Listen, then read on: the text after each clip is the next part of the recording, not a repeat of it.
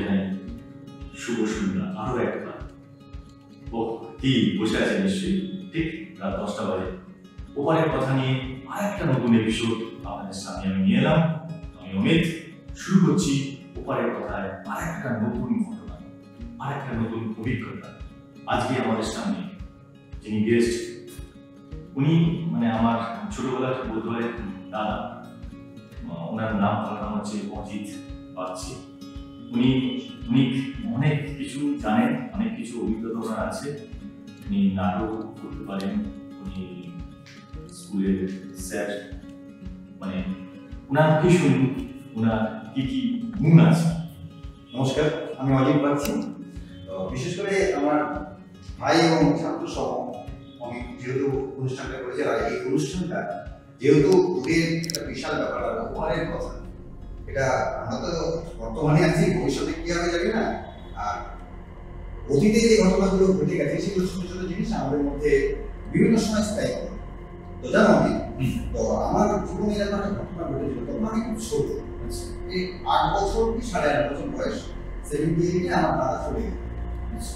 তো আমি তখন দুর্গাপুরে থাকাকালীন, তো আমি যেহেতু একটা আলাদা করে শুনলাম, তখন রাত্রি তখন 2টা মতো। তা আমি অবৈধ শিক্ষা হঠাৎ করে দেখি আমার হাতের মধ্যে 3টে টোকা, কি 3খানা টোকা পড়ে। আমি তখন ছোট, 1 বছর 8.5 বছর বয়স। টোকাটা পড়লে আমি চোখটা খুলে দেখি আমার দাদা দাঁড়িয়ে আছে। দাদা আমাকে বলছে, ভাই তোর সঙ্গে একটু কথা আছে। আমার দাদা অলরেডি মারা গেছে।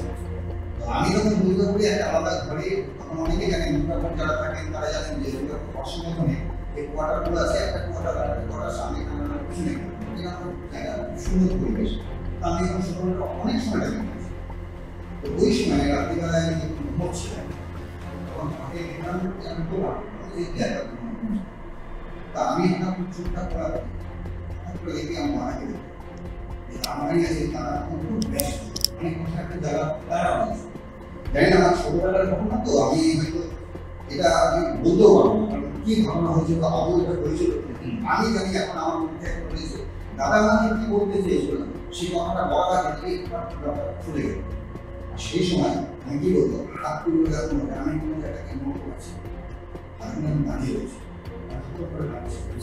পাশের জায়গায় আমার দিদি আমি বলেছি, আমি দিদি বলেছি ব্যাপারে চলে গিয়ে মাঝখানে বসে। আমি তখন চিন্তা করলাম দিদি জামা বলেছে, ঠান্ডা ভাবি রয়েছে, আমি কোনোদিনই কোনো চিন্তা নেই, আমি তারপরে গিয়ে মাঝখানে গিয়ে।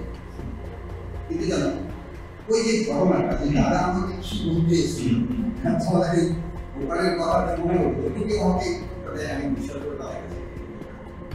নতুন একটা অভিজ্ঞতা আমরা আজকে সম্মুখীন হলাম। জানি না ওটা সত্যি মানে অজিতদার দাদা কি বলতে এসছে, হয়তো অজিতদা কোনোদিনও হয়তো জানতে পারবেন বা জানতে নাও পারবেন কি উনি মানে বলতে এসছে।